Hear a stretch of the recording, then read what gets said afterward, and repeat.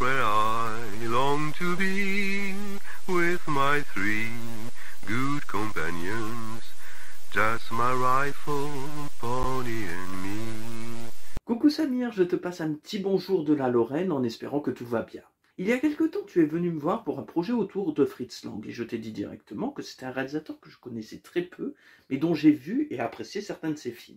Comme beaucoup, j'ai découvert Fritz Lang à travers Metropolis, que je connaissais déjà vaguement par le film de Rintaro, qui était lui-même une adaptation du manga d'Osamu Tezuka, qui était lui-même inspiré du film de Fritz Lang, qui était également une adaptation d'un roman de Thea von Arboux. J'avais ensuite découvert M. le Maudit lors de mes années fac, et j'ai vu, lors d'une soirée sur Arte, un diptyque réalisé par Fritz Lang.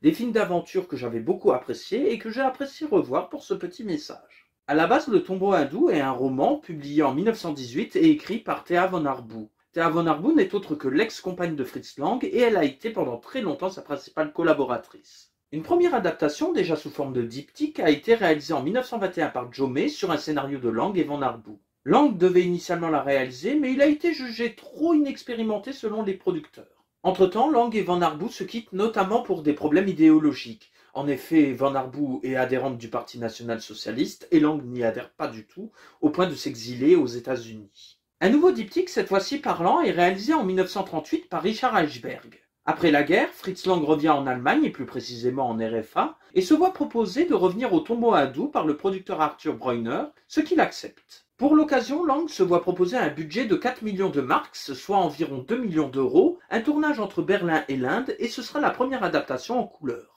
Sorti à l'été 1959 en France, Le Tigre du Bengale et Le Tombeau hindou ont été de beaux succès ici, avec 2 millions d'entrées chacun, et même un pic d'audience pour le second. En sachant que les films sont sortis dans une version tronquée de 90 minutes aux États-Unis, sous le titre Journey in the Lost City. Soit encore une belle preuve de l'exportation merveilleuse des œuvres étrangères aux États-Unis. L'époque étant ce qu'elle est, il n'y a rien d'étonnant à voir du whitewashing dans le film avec des acteurs européens grimés en hindou. De même, Lang donne une version très occidentalisée de l'Inde avec un brin d'exotisme. On le remarque notamment avec le costume particulièrement sexy de Debra Paget dans le second film, qui a dû faire grincer pas mal de dents à une certaine époque. Le Tigre du Bengale et Le Tombeau hindou se présentent comme de purs films d'aventure avec de la romance tragique, des complots politiques, de l'exotisme, de l'action et même un peu de social. Car à l'air de rien, le personnage principal, qui est un occidental, va s'apercevoir d'un énorme choc des cultures, avec d'un côté des puissants qui s'entretuent, et de l'autre un peuple qui est obligé de servir les premiers, sous peine de menaces de mort. De même, les lépreux sont cloisonnés dans une salle au sous-sol du palais afin de ne pas égratigner l'image clinquante du royaume. Ils ne poussent désormais que des grognements, et leur corps est tellement dégradé qu'ils apparaissent comme des morts vivants. Ce qui donne des scènes particulièrement horrifiques à une époque où le mort-vivant était surtout représenté par du vaudou. Au cours des deux films, il est dit plusieurs fois au Maharaja que les canalisations sont tellement dégradées qu'il va falloir faire quelque chose. Personne n'écoute et au final, c'est là où le méchant finira par mourir. Outre cela, les films se révèlent particulièrement violents par moments. Le personnage de Sita est vu comme une chose par pas mal d'hommes et manquera de se faire violer au bout d'un moment, quand ce n'est pas son assistante qui est tuée lors d'un tour de magie qui tourne mal.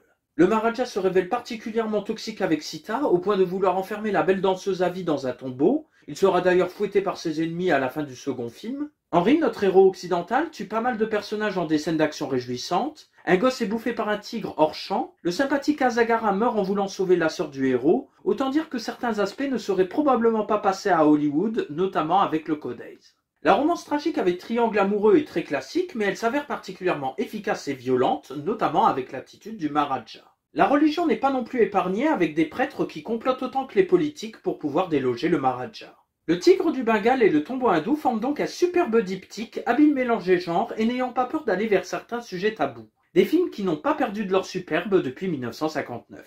Sur ce Samir, je te remercie encore une fois de m'avoir proposé ce projet et puis je te dis à la prochaine.